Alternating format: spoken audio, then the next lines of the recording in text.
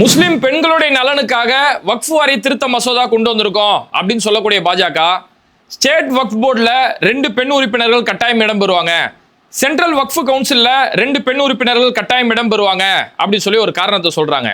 இது உண்மையா? பாஜக சொல்லக்கூடிய இந்த காரணம் உண்மை அப்படின்னு பார்த்தோம்னா, இங்க ஆல்ரெடி வக்ஃப் போர்டில் பெண்கள் உறுப்பினர்களா இருக்கணும் அப்படின்னு சொல்லி இங்க ஏற்கனவே சட்டம் இருக்கு. சட்டம் வெறும் எழுத்தா மட்டும் இல்ல, அந்த சட்டம் இங்க நடைமுறையாவும் இருக்கு. இப்போ உதாரணத்துக்கு நம்ம தமிழ்நாடு வக்ஃப் போர்டு எடுத்துக்கிட்டோம்னாலும் அதுல இருக்கக்கூடிய 12 உறுப்பினர்கள்ல 2 உறுப்பினர்கள் ஆல்ரெடி இங்க பெண்கள் இருக்கிறாங்க. ஃபாத்திமா முசஃபர், ஆசியா மரியம் ஐஏஎஸ், இவங்க 2 பேரு ஆல்ரெடி இங்க வக்ஃப் போர்டுடைய உறுப்பினர்களா இங்க 2 பெண்கள் ஏற்கனவே இருக்காங்க. சரி, இங்க உண்மையிலே பாஜகவுக்கு முஸ்லிம் பெண்கள் மேல அக்கறை இருந்துச்சுன்னா அவங்க என்ன செய்யணும் தெரியுமா? உச்சநீதிமன்றத்துடைய நீதிபதிகள்ல ஒரு இஸ்லாமிய பெண் கூட கிடையாது, அதனால அந்த இடத்துல ஒரு பெண் நீதிபதியை, ஒரு முஸ்லிம் பெண் நீதிபதியை நாங்க கொண்டு வரோம் அப்படின்னு அவங்க செய்யணும்.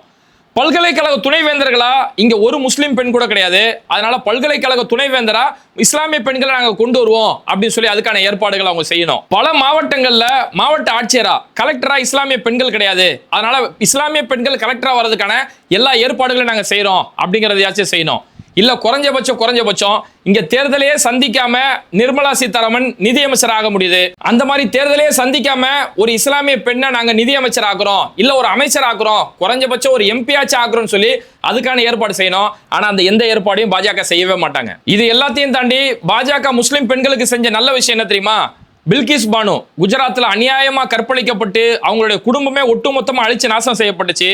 அந்த பில்கிஸ் பானுவை கற்பழிச்ச அந்த குற்றவாளிகள், அவங்களுடைய குடும்பத்தை கொண்ட குற்றவாளிகளை ஒட்டுமொத்தமா விடுதலை செய்யறாங்க. அதுவும் எப்படின்னா, சுதந்திர தின அன்னைக்கு அந்த குற்றவாளிகளை விடுதலை செய்யறாங்க. விடுதலை செஞ்சு முடிச்சு இவர்கள் பிராமணர்கள், அதனால இவங்களை நல்லடத்தின் அடிப்படையில் நாங்க விடுதலை செய்யறோம் அப்படின்னு சொல்லி அந்த பாவிகளை விடுதலை செஞ்சு அவங்களுக்கு மாலை போட்டு ஆரத்தி எடுத்து வரவேற்றாங்க. அதுக்கப்புறம் நீதிமன்றமே குஜராத் அரசுடைய இந்த செயல்பாடை கடுமையா எதிர்த்து கண்டனம் தெரிவிச்சாங்க. இது இல்லாம முஸ்லிம் பெண்கள் ஹிஜாபோட பள்ளிக்கூடம் போறாங்க, ஹிஜாபோட காலேஜுக்கு போறாங்கன்னு சொல்லி அவங்கள காலேஜோட என்ட்ரன்ஸ்ல கூட நுழைய விடாம வெளியிலே நிக்க வச்சு பல பேர் பரீட்சை கூட எழுத முடியாத அளவுக்கு முஸ்லிம் பெண்களுடைய கல்வி உரிமையை பறிச்சாங்க.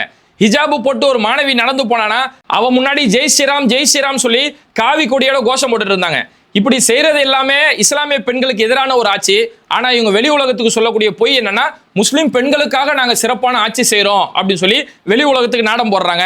அதனால இந்த நாடகங்கள்லாம் அங்க வடக்குல இருக்கக்கூடிய வடக்கா நம்புவான், படித்த மக்கள் யாருமே நம்ப மாட்டாங்க. இதெல்லாம் நம்புற மாதிரி அங்க இருக்குது. இது மாதிரி இந்த வக்ஃப் வாரிய திருத்த மசோதாவில் இஸ்லாமியர்களுக்கு எதிராக என்னென்னலாம் சட்டம் கொண்டு வந்திருக்காங்கன்னு சொல்லி முழு ஆதாரத்தோட நம்ம பேட்டை டிவி யூடியூப் சேனல்ல தினம் வீடியோவா பதிவு செய்யறோம். இது போன்ற அரசியல் சம்பந்தமான வீடியோக்கள் பார்க்கறதுக்கு பேட்டை டிவியை மறக்காம சப்ஸ்கிரைப் பண்ணுங்க.